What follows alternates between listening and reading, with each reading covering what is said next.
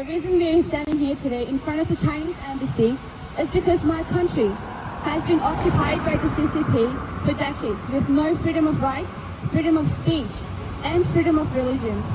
My name is Falun Gong, and I was born and raised in the foothills of the Himalayan mountains in northern India, and therefore I have never seen my beautiful country.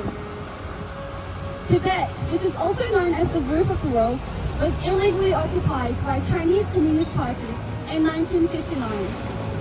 And since then, over 1.2 million Tibetans were killed and still dying to this day. Thank you for having me here today. I am a representative of the Australia-Hong Kong Link, an organization composed of Hong Kongers from across Australia. In the past, Hong Kongers are often taught from a young age about the half-truth of modern China's history. We have always been taught to acknowledge what we call Xinjiang and Xizhuang as parts of China's indisputable sovereignty. That those who seek independence from that separatists are evil. As children, we do not think much of what we are taught, and our education system is designed in a way that we could accept such propaganda as real facts.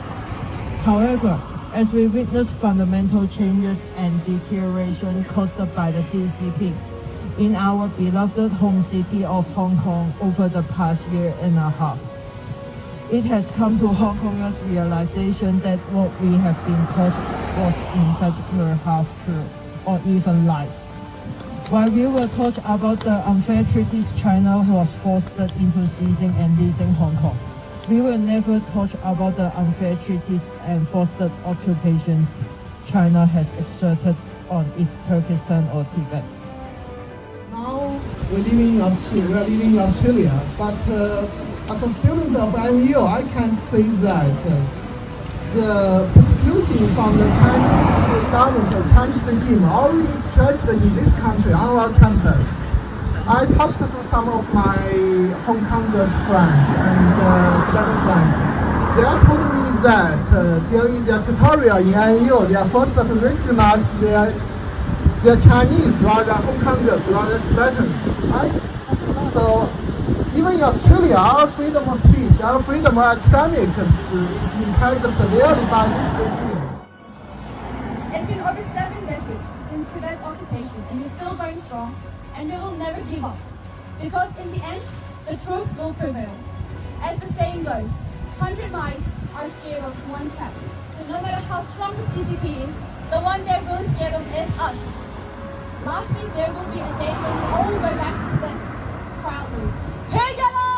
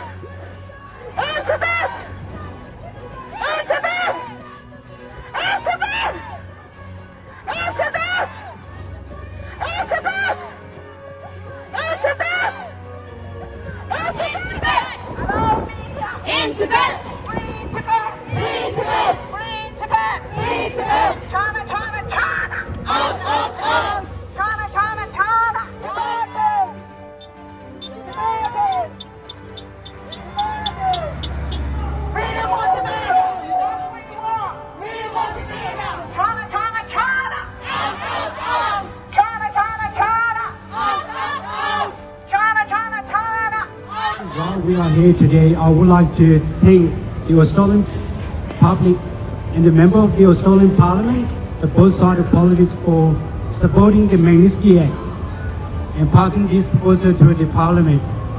And I also would like to acknowledge the hard work the Tibetan communities, the Hong Kong communities, the Uyghur communities, and the Chinese communities have done behind the scene to actually make this happen. And we should be proud of that. But our job is not done here. We need to keep an eye on the government to make sure the government exercise or apply those legislation into action and sanction those individuals who abuse human rights across the world. We are here today on International Human Rights Day to remember, to highlight how Tibetans are living in Tibet in fears. They fear that their house will be raided at any time and will be charged for hiding or keeping a photo of His Holiness the Dalai Lama in their house. Clear and deliberate breach of domestic laws that confer regional autonomy to Tibetan and other so-called ethnic minorities.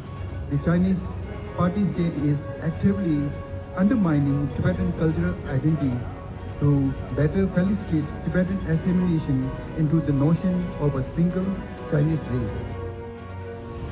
Human Rights Day is of course one of great importance in the Amnesty calendar, and the right to protest is something that we are fiercely rooted for, and I'm really glad to be able to join you today.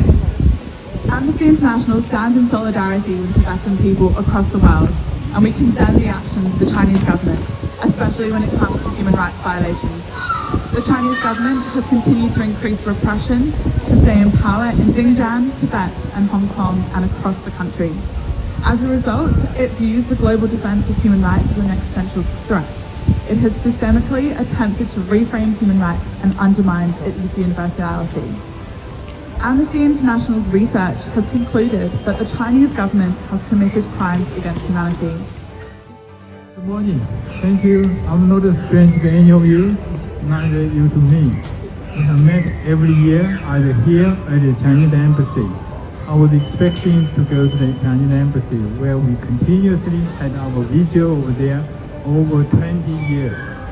The persecution of Falun Gong practitioners, Tibetans, Uyghurs and many others are still continuing.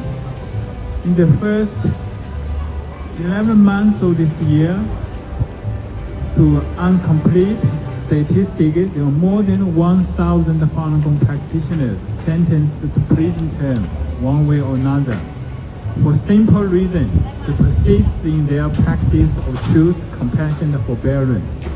Many others, Uyghurs, Tibetans, face the same fate. What do? We must stand up and speak up. Tibetan community, especially Tibetan young generation, did so much work in Europe, and you guys actually rock up in Greece and actually show international community how powerful two people, two young girls' voice, how powerful are they? And now, if you think about every one of us, if we can speak, if we can talk, if we do what we can within our power, within our influence, there's just so much we can do. And a country like China, and their both hands is full of blood, strange in the blood. So they should be never ever given such opportunity to actually even have Olympic under their authority, under their watch.